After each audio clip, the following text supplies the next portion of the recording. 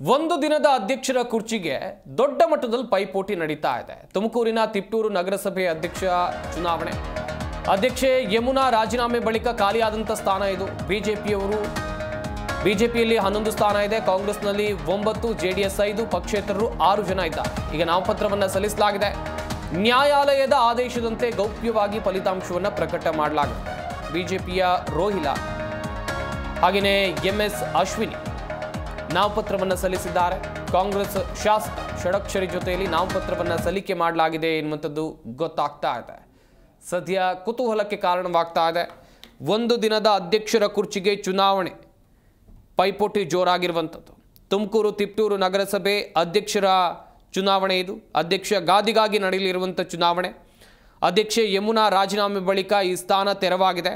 ಈಗ ಬಿಜೆಪಿಯವರು, ಕಾಂಗ್ರೆಸ್ನವರು, ಜೆಡಿಎಸ್ನವರ ಬಲಾಬಲವನ್ನು ನೋಡ್ತಾ ಹೋಗೋದಾದರೆ ಬಿಜೆಪಿಯವರು 11 ಸ್ಥಾನ ಬಿಜೆಪಿಯಲ್ಲಿದ್ದರೆ ಕಾಂಗ್ರೆಸ್ನವರು 9, ಜೆಡಿಎಸ್ನವರು 5, ಪಕ್ಷೇತರರು 6 ಮಂದಿ ಇದ್ದಾರೆ.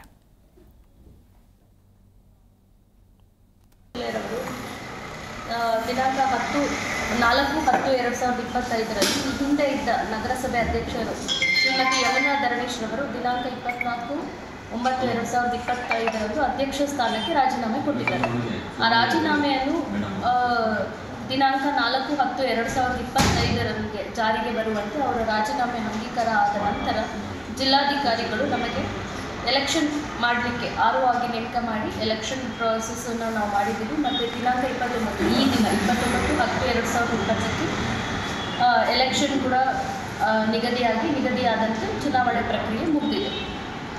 ಇದರಲ್ಲಿ ನಮ್ಮಲ್ಲಿ ಎಲ್ಲ ಸದಸ್ಯರು ಒಟ್ಟು ಸದಸ್ಯರು 31 ಜನ ಪ್ಲಸ್ 2 ಲೋಕಸಭಾ ಸದಸ್ಯರು ಮತ್ತು ವಿಧಾನಸಭಾ ಸದಸ್ಯರು ಇಬ್ಬರು ಒಳಗೊಂಡಂತೆ 33 ಜನಕ್ಕೆ ನಾವು ನೋಟಿಸ್ ಕೊಟ್ಟಿದ್ದೇವೆ.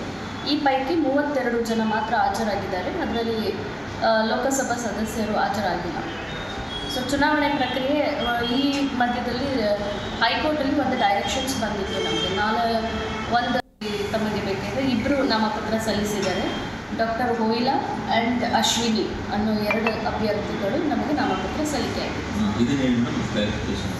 ಈಗ ತಾವು ಕೇಳಿದ್ರಿ ಅಂದರೆ ವೋಟಿಂಗ್ ಮಾತ್ರನಾ ಅಥವಾ ಈಗ ನಾವು ಕೆಲವು ಕಡೆ ಸ್ಪಷ್ಟೀಕರಣ ನಾವು ತೊಗೊಂಡಿದ್ದೀವಿ. ಹಿಂದೆ ಎಲ್ಲ ಎಲೆಕ್ಷನ್ ಇದರಲ್ಲಿ ಒಂದು ಸತಿ ಅವ್ರನ್ನ ವೋಟಿಂಗ್